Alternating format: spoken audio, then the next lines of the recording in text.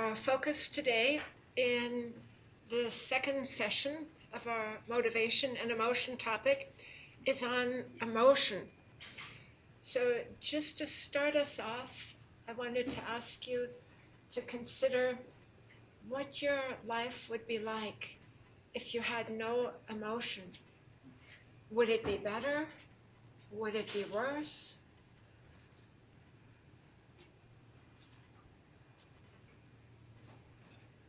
What do you think? How many think life would be worse with no emotion? Yeah. I agree with those of you who think it would be worse with no emotion. Some of you may think, oh, it'd be better if you feel sadness or despair of some sort. You might think, oh gosh, I wish I didn't feel those emotions. And that's certainly perfectly understandable and justifiable. Oftentimes we wish that we didn't have negative emotions and work on decreasing those negative emotions. But even negative emotions have their use. So, for example, if we feel fearful, that may be adaptive in that we are motivated, so tie into motivation, motivated to avoid something dangerous. Or if we feel angry at an injustice, we may try to rectify that injustice. First, though, let's focus a little bit on what emotion is. In some ways, it's a bit of a fuzzy concept in that it can consist of multiple components, and we'll look at some of those components during this discussion. But here's one definition that captures a number of the components that can come together to create an emotion. So it's a response, or if you wish, a feeling that consists of arousal and thought, and that feeling can prompt a behavioral expression. So we'll focus a little bit, for example, on facial expressions of emotion. So that can be part of the experience of an emotion. But there can be other ways in which emotion prompts behavioral expressions. So where do emotions come from? Many, though by no means all, emotional responses come about when we interpret an element of the environment. So I thought we could pick up on some of those ideas in just a moment by looking at some pictures and then seeing if we can experience an emotion and what it consists of. But I wanted to also bring forward the idea that there are important interactions between motivation and emotion. Our motivations influence our emotions. So when we're motivated to achieve a goal, and we've talked about, you've read about in your text, goals and how important they are. So if we're striving towards a goal and are successful, we tend to experience a positive emotion, happiness or pride. And our emotions influence our motivation. So our emotions can energize, drive our motivation. So there are important interactions between motivation and emotion. And in our third session, our third discussion, we'll focus in some examples, further examples of that interaction and how understanding the interaction can be quite beneficial.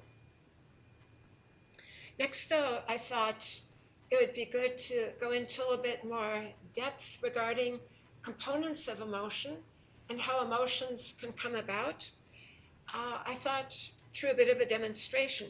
So I'll show you some pictures, and just for half a minute or some seconds, look at each picture, and then if you really try to engage with the picture, you may feel an emotion. Try to decide what emotion you experience, how you would label that emotion.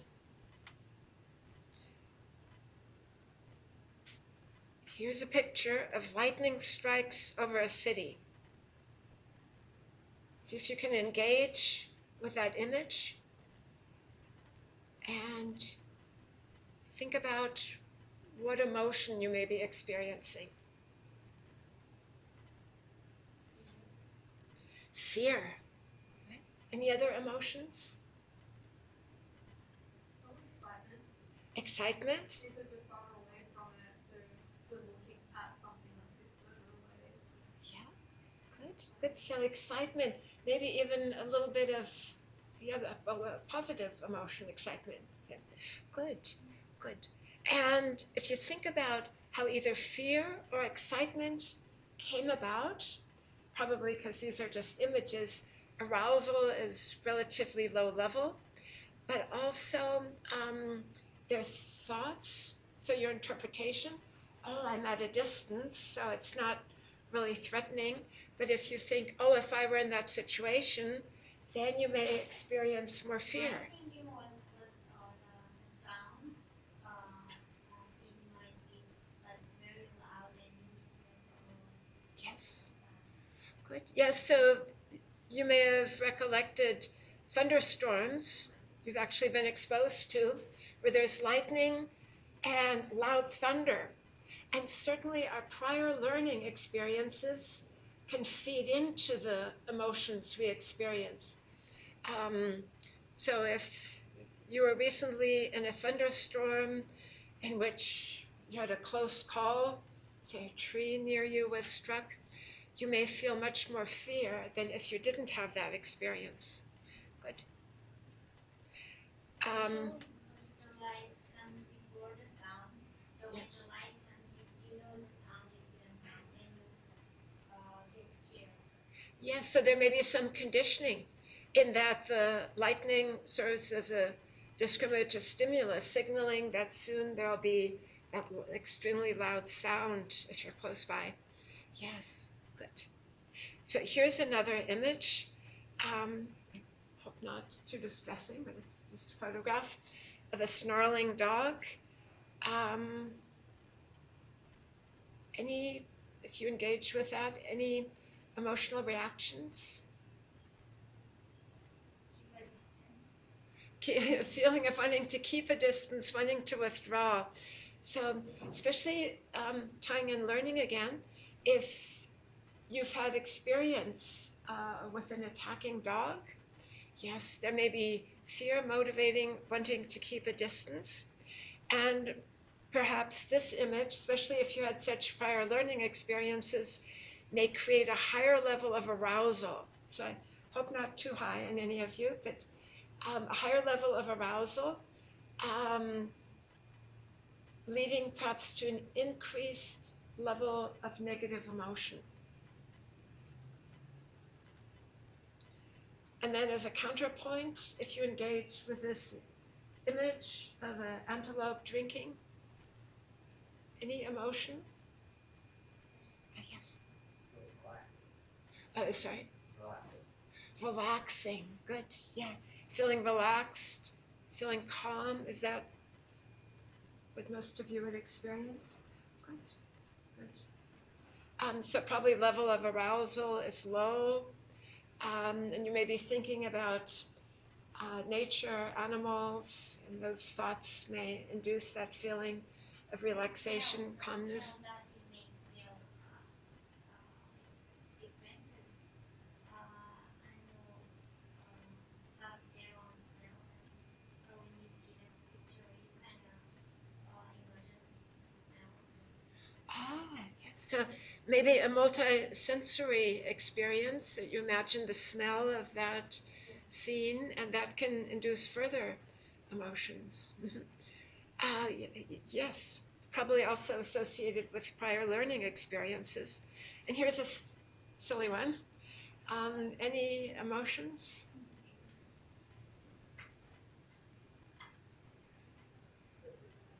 Maybe curiosity? which I wanted to pick up on during our next session. It's adorable, but at the same time, what is Yeah. So maybe surprise, feeling it's adorable, sort of a positive emotion. Yeah, good, yeah.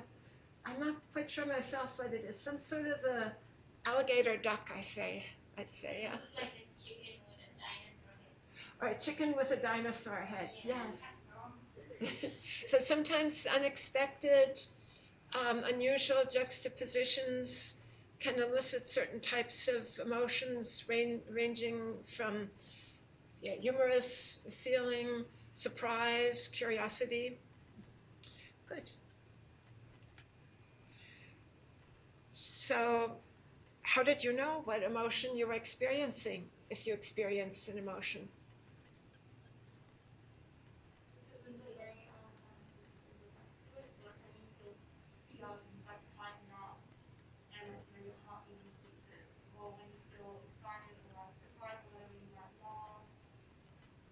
Very, very good. Yes. So, behavioral feedback, how our body feels, our facial muscles can give us feedback regarding our emotions. Good, good. And, well, we've talked about level of arousal and thoughts. So if you think about your own emotions, if you could label them,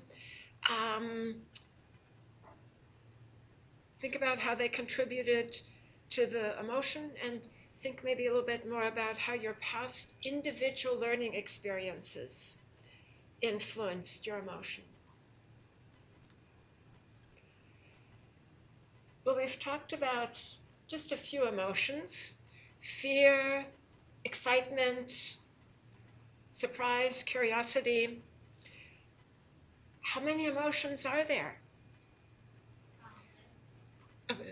Countless. Yes. Yes, so one answer is countless. And the answer of countless is right, but also it could be that the answer 2 is right, and that the answer 10 or 6 to 10 is right. So all of those may be right, and let's see how all of those could be right. So I agree completely, and research supports your answer of countless. So the answer of countless comes from the research on blended emotions, that we may combine emotions.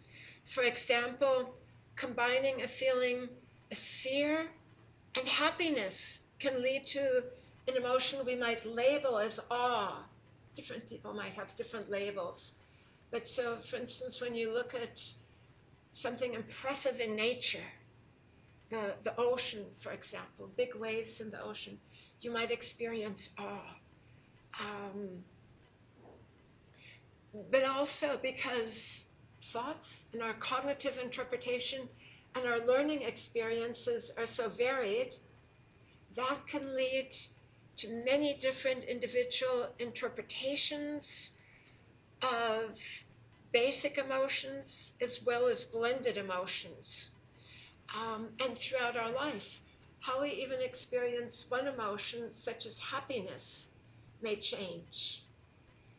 And again, within one person, within us, how we experience happiness from situation to situation may change, and it may differ between people.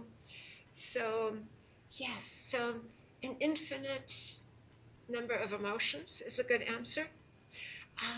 Another answer can be 2, that we can divide emotions into positive versus negative affect. And pleasant, what we experience subjectively as pleasant or unpleasant.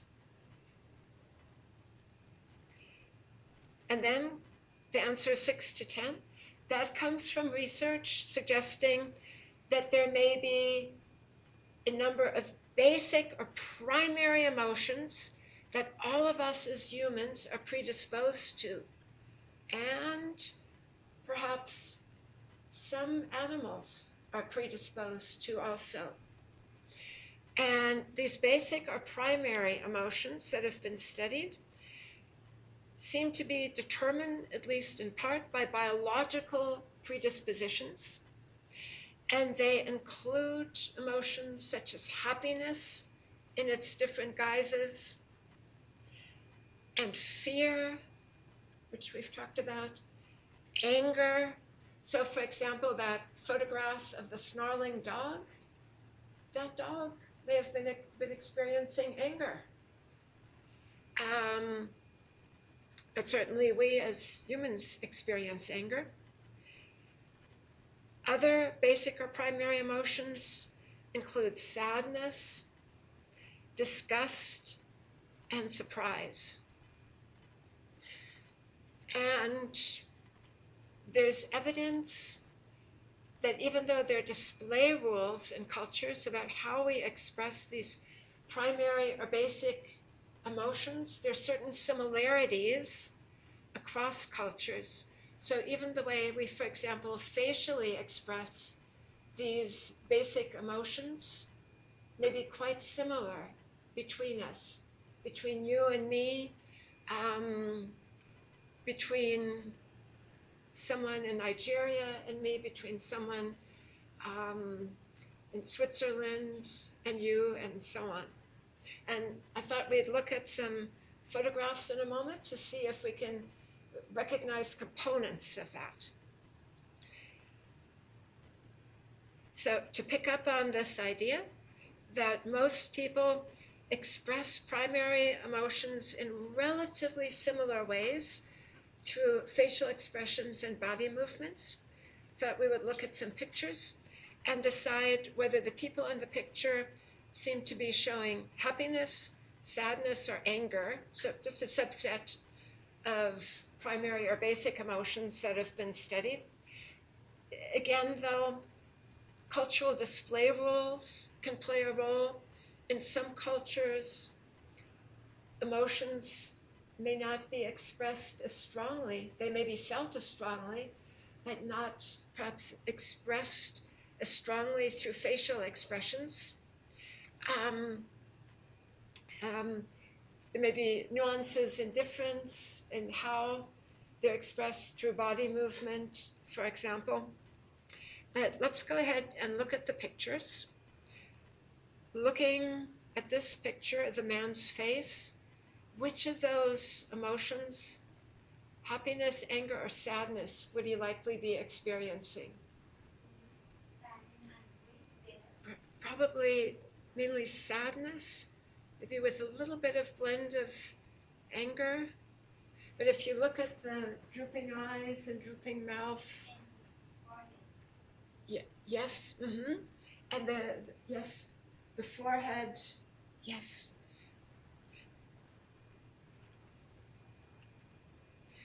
How about the three women, who, though of course they have slightly different facial expressions, have rather similar facial expressions? Of those three basic emotions, what is the most likely one? Happiness, yes. And the facial expressions, the muscle movements, around the eyes, the lips, cheeks, tend to be quite indicative of happiness, how most of us look when we're happy. And how about this facial expression? Anger, yes. So the gritted teeth, narrowed eyes. Good. And the baby, the picture of the baby, what is the baby likely experiencing? Probably happiness. And if you think back to the picture of the three women, though they're at different stages of life, obviously from the baby, the muscle movements around the mouth and cheek are rather similar. So even though, again, there are differences between people and cultures, there's pretty good evidence that we don't have to learn the basics of those facial expressions. They may be part of our inborn predisposition to experience certain emotions. And it's quite functional that there are these similarities in facial expression and body expression, say balled fists if we feel angry, between people, because that assists in our recognizing other people's emotions, as well as you pointed out earlier, sometimes receiving feedback regarding what emotion we're experiencing. So when in just a little bit we look at the adaptive aspects of emotion, we'll focus on the communication function of emotion and why that matters. First though, just for a moment, I thought we could go back to the idea that there may be just about an infinite number of emotions, which is what you suggested also. It's one of the answers to how many emotions are there.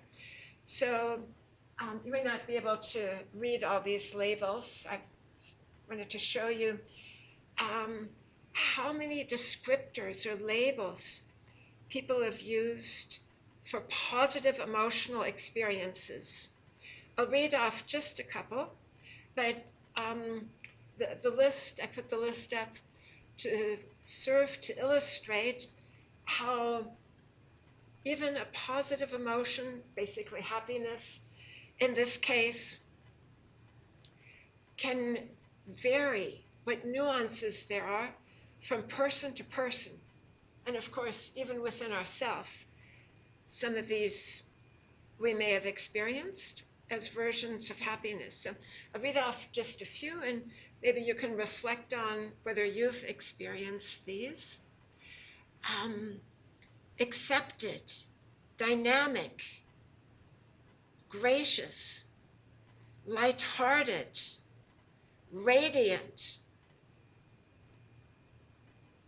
passionate, jubilant, triumphant. So I'll stop there. Take up the rest of the time almost that we have to read these, and there are others too.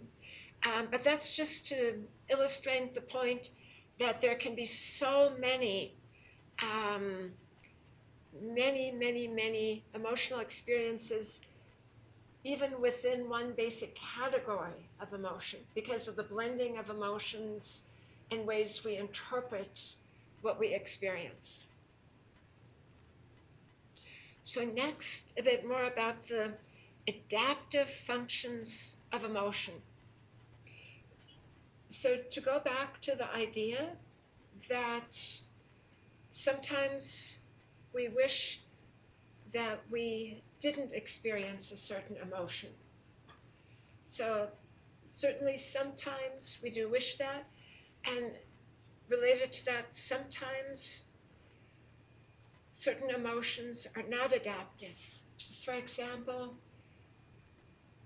if we feel so much sadness, so much grief, that we can't at all progress with our life. Feel sadness or grief because of a loss, that in the long run may not be adaptive.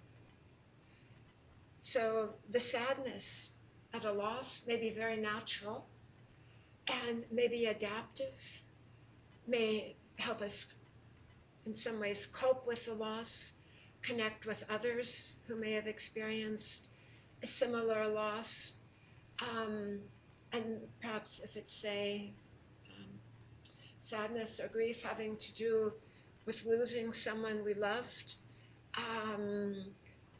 may in a way be part of our bond with that person, and yes, help us understand that bond and maybe grow through that bond and the grieving process. But if it's so strong that it incapacitates us, then in the long run, that grief or sadness may not be beneficial, or the sadness that can be part of depression may not be adaptive, or if we become very angry and lash out and hurt someone verbally or even physically, that may not be adaptive.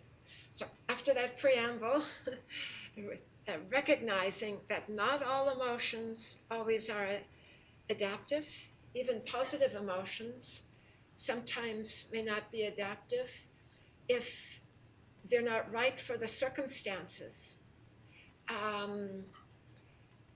Let's go ahead, though, and look at how generally emotions are adaptive, are beneficial for us and for others that we deal with, whom we deal with.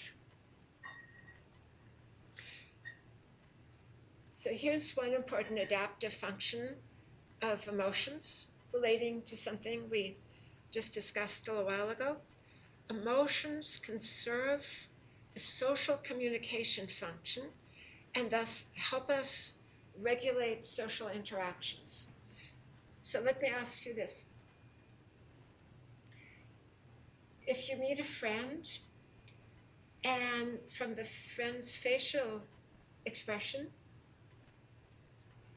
you perceive that the friend is sad,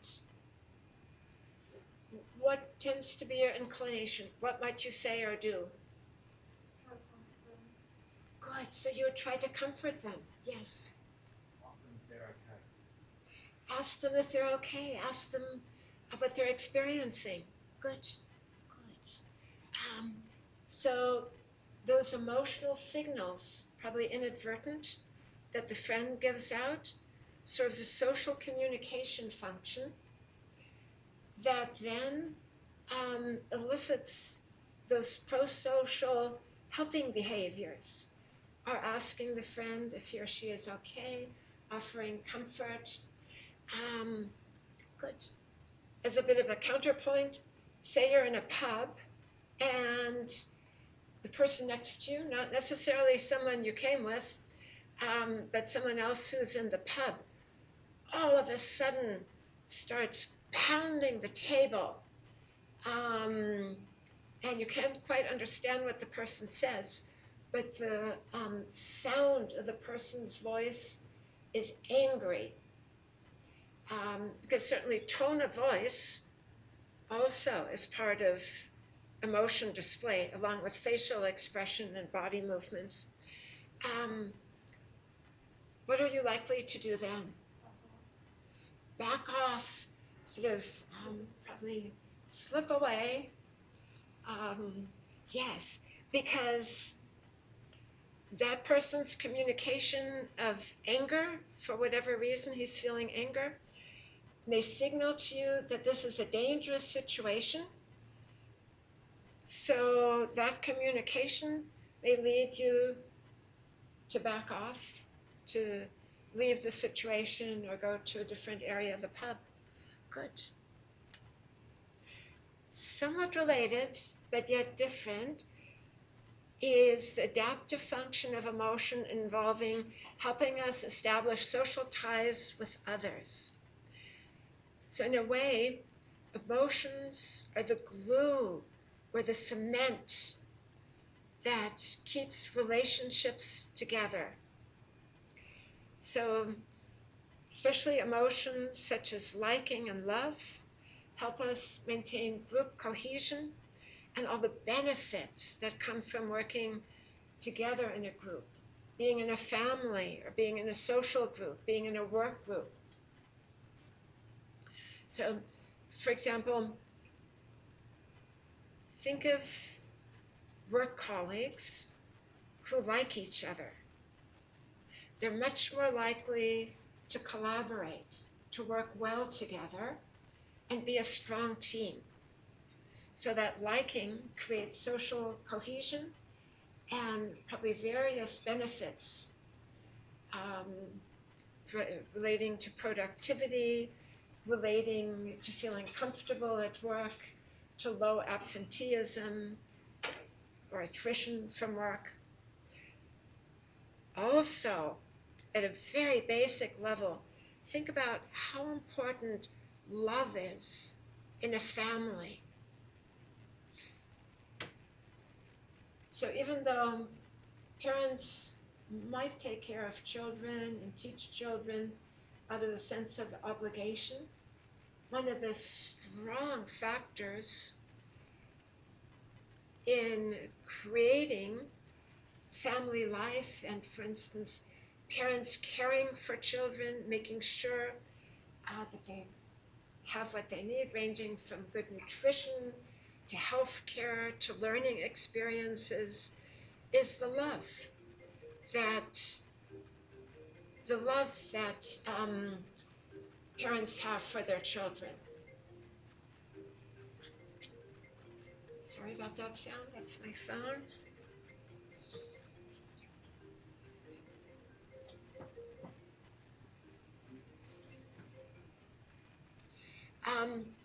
So love in families, love of parents for their children, love of children for parents, love of partners for each other, is a very strong bonding factor. And you can extend this idea to other types of bonds also. So, for instance, a feeling of community with a neighborhood or a country may influence people's decisions. For instance, to volunteer, if there is a feeling of liking for the neighborhood, people may be more likely to volunteer. If they have pride in their country, they may be likely to volunteer for rescue efforts, for example, when there's a disaster, because there can be other motivations also. A connectedness to other people in general, for example, but a feeling of liking for the country. Maybe it could be described as patriotism, might lead to volunteering to help when the country is in need. And again, a tie-in to motivation. Emotions help to motivate us. So we've talked about this a bit already, but let's look at a couple of other emotions, such as, for example, disgust. If we feel disgust at something, how does that emotion motivate us? Yes. Yes, so it may motivate us to avoid the thing that we're disgusted at. Good, good. If we feel happiness, that may fuel, and we'll talk about this a little bit more during our third session, that may fuel motivations having to do with exploring, for example. So there are many different ways in which emotions motivate us both to approach and to avoid. Next, tying emotion into learning a bit more. Emotions associated with certain events or consequences can help explain why these events or consequences have reinforcement value. Thus, emotions can help us learn. So, some of you are likely familiar with the idea of primary or unlearned reinforcers. Is that true? How would you describe a primary reinforcer or an example of a primary reinforcer? Isn't that something that kind of counteracts other emotion? That comes directly kind of after? It can. Here I put up a picture of a slice of cake. So for most people, eating something delicious elicits a positive feeling. So eating that delicious food elicits a positive feeling. And that can be a primary reinforcer for eating that food in the future. Say if you've never had red velvet cake before, you find it delicious, then you may want to have that often in the future. You're motivated to eat it in the future.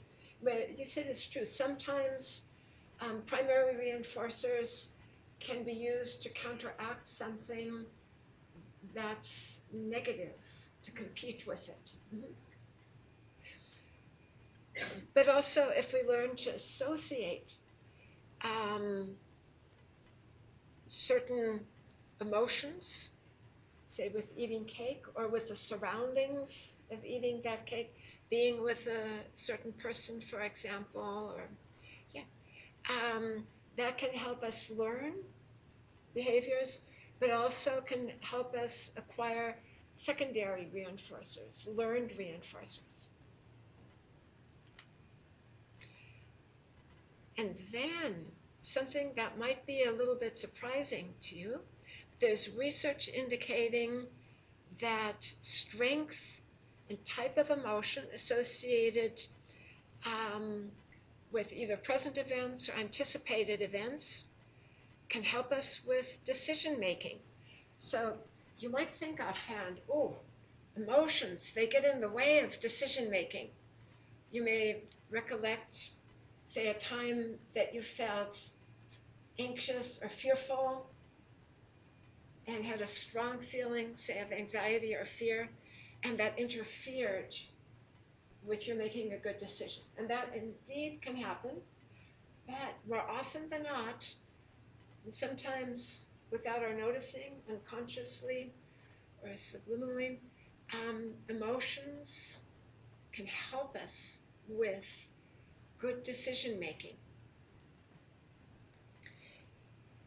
So I'll just give a few examples, and there's research, for example, by Antonio Damasio, but also numerous others now, indicating that emotions are useful in decision making. So my quick first example from Damasio's research is that when he studied people who unfortunately had brain injuries, brain trauma, that led to their not being able to experience emotions, he found that they tend to have tremendous problems making decisions, made poor decisions, leading to relationship breakups, losing work, being fired from their jobs, yes, bad financial decisions. And it seems that this came about because they weren't associating the outcome of their actions in proportion to the anticipated emotions most of us would feel in regard to the outcome of the action. So I'll give you after mentioning those negative outcomes that Damasio found, that is financial problems, relationship breakup, and such among people who couldn't experience emotions because of brain injury or trauma. I'll give you a more positive example. So, for instance, the emotions we may anticipate either consciously or preconsciously, unconsciously, with reaching a certain goal. Say, finishing a certain university course, and subsequently perhaps having a certain type of job, may influence our decision to engage with that course, and help us decide how much time and effort we want to put into reaching that goal. So we may be drawn towards approaching that goal through the anticipated emotion of happiness pride, satisfaction we associate with that goal. And in going back to the example of Damasio's research, in relation to the people he studied who didn't experience emotions, they would put just as much time and effort, for example, into deciding what brand of toothpaste to buy as what type of car to buy. So it's a bit of an exaggeration, but that may have come about because for most of us, buying a car has more anticipated emotional repercussions and outcomes than buying a certain type of toothpaste. So we can, because we have emotions, we can use them to help us in our decision making. Not perfectly by any means, but even without our being aware of it, we tend to draw on our emotions when we make decisions. So those are some of the adaptive functions of emotions. Do those make sense? So even though, yes, sometimes emotions can have a negative impact, overall, they tend to be beneficial. Next, I wanted to mention relatively briefly the concept of emotional intelligence. That for quite a few years has been one of my areas of research within positive psychology and emotion. So the positive psychology approach, which focuses on understanding and facilitating, encouraging positive development and growth, very much has drawn on emotion principles and motivation principles. So emotional intelligence, what is it?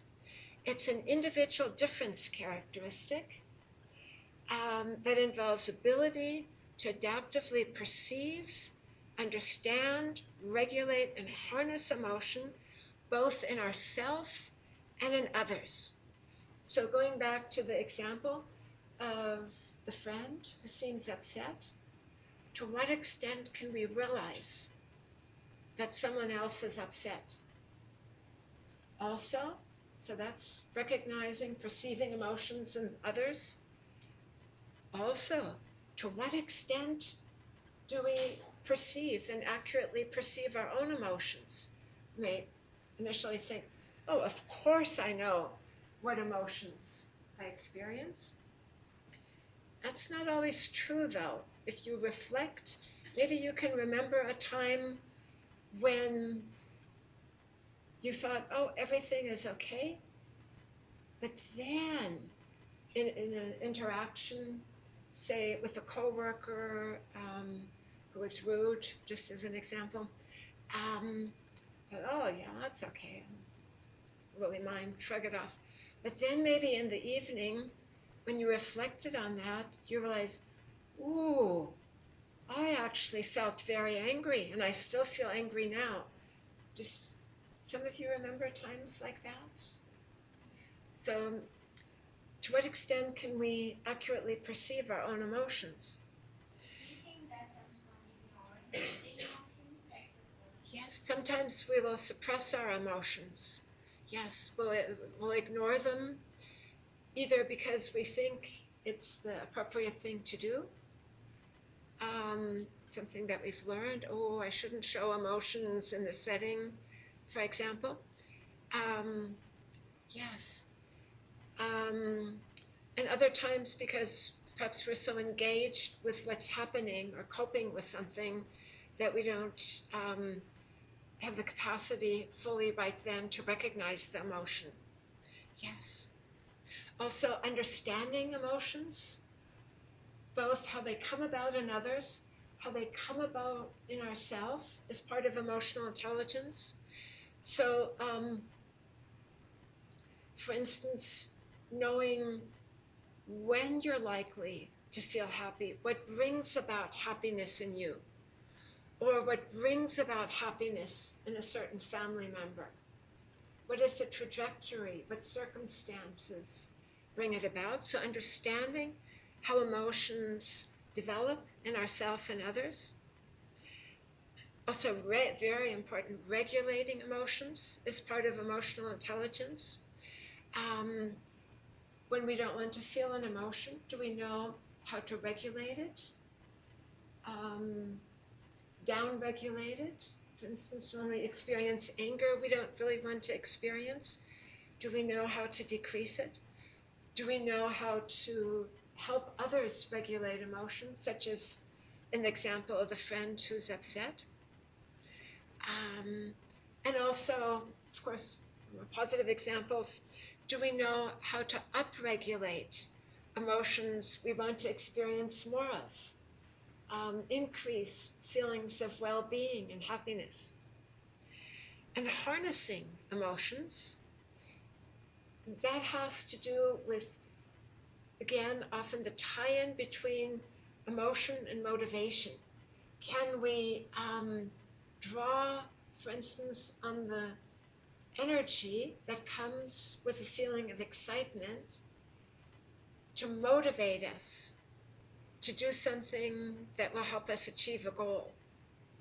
So can we harness our emotions, and can we help others harness their emotions? So those are basic components of emotional intelligence. All of them are important. Research has shown they do tend to go together and reinforce each other and sometimes build on one another. So if you think about perception of emotion, if we can't accurately perceive emotion, then it's difficult to regulate it. Is it adaptive? Overall, yes. So many people have researched emotional intelligence now, but just in our own research, giving you some examples of some of our findings, we found people with higher emotional intelligence, that is typically shown higher emotional intelligence, tend to have better mental health, fewer symptoms of depression and anxiety, greater well-being, more sense of purpose in life, meaning in life. Then some more specific findings. People with higher emotional intelligence tend to have greater relationship satisfaction, show more workplace flourishing, be engaged with work, make work contributions, have more creativity, that is, have innovative solutions to problems, invent new things, and perhaps surprisingly have longer telomeres, caps on the ends of chromosomes, and have less subjective perception of pain among those with chronic pain conditions, perhaps because they're better able to regulate emotions that relate to pain, and sometimes the negative emotions that are related to pain can increase the subjective experience of pain. And a question that you might have is, can emotional intelligence be increased? And the answer is yes. So research on increasing emotional intelligence usually is focused on programs that help people understand components of emotional intelligence and practice those components, sometimes through role playing, but also encouragement to practice those components in real life, reflect on those abilities, perception of emotion, regulating emotion through journaling, for example, writing about them. So overall, those information and skills presentation programs tend to be quite effective. So we did an early meta-analysis, and there's actually been another meta-analysis since, on focusing on across those studies that have increased emotional intelligence, were they effective? And we, and also the later meta-analysis, found yes, they can be quite effective. Also, emotional intelligence can be increased through priming, basically through reminding people, prompting people to use those emotional intelligence competencies.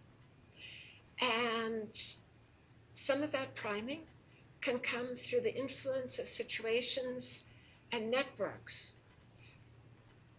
So, for example, if we're in a situation that reminds us to use those competencies, such as regulation of emotion, and the situation might be being with someone who effectively regulates emotion, that can be a prime for us to regulate emotion.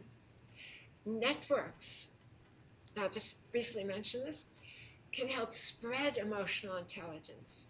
So, for instance, we did a study in which we analyzed how emotional intelligence competencies spread among members of colleges. So we can learn emotional intelligence from each other.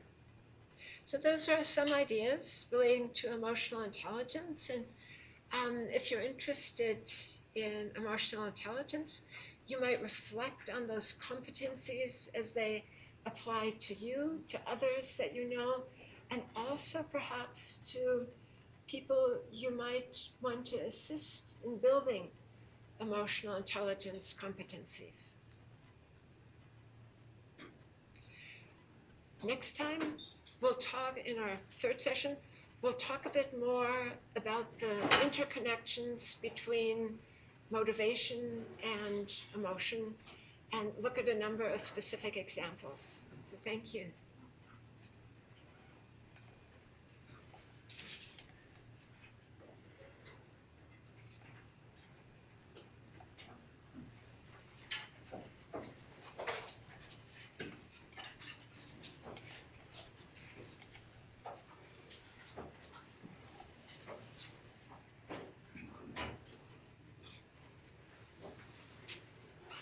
Thanks very much.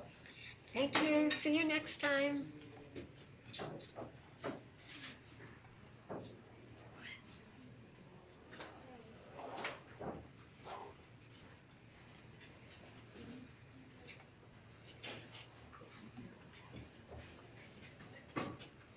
Hi, I just have a question or like an inquiry kind of thing. So earlier I mentioned about the primary emotional reinforcement, how that can be counteracted. For example, say, could that be an example of, say, for example, you have like a piece of cake, but you're kind of turning, or meanwhile, you know, nuts. It could be like the surrounding that kind of puts you off. Is that kind of like a Yes, indeed. So sometimes they're competing Yeah. factors. So for instance, if there's very unpleasant music playing, Yeah, when it's you're in a silly example, cafe yeah, ready it's to eat that piece of cake, that may induce a negative emotion that competes Yeah. with the pleasant emotion that comes from eating the cake. Okay. Okay, cool. No, I was just wondering because like I wasn't too sure whether that was like a good example or not, but yeah, that was kind of along the lines of where I was thinking about that reinforcement. So yeah, I just need to clarify. Yes. So there can be that competing element, and sometimes that's used in therapy to help people overcome certain undesired emotions. Okay. Also, you mentioned Damasio and his theory on emotion. So I did a quick little search up of what he was about. Could we kind of like use that somewhere in our essays for? Thank you. Bye. Yes. Like it wouldn't exactly be like one of those primary articles because I think we have to have 3 of those primary articles. But could we like intertwine that kind of thing? Because he kind of said about emotion was that emotion was kind of expressed through the experience of mental images, and which was kind of got to do with like the neurons in your brain and how that kind of affects your body and your thinking and all of that. Could that be kind of linked to kind of if people have like a negative experience with studying, school, whatever, it could be kind of something like that? Like I can intertwine it with that.